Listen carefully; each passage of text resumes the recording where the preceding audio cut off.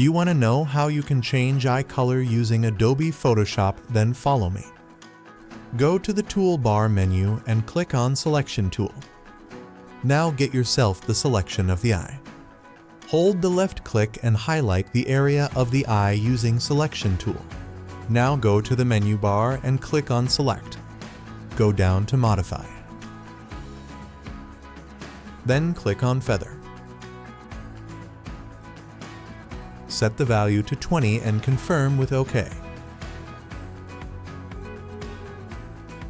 Now click on Adjustments. Click on Hue Saturation. Now click on Colorize and adjust the colors according to your image.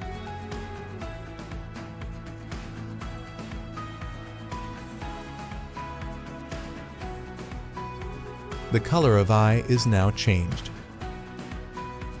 Thanks for watching. For more info, follow us on Tresbys.com.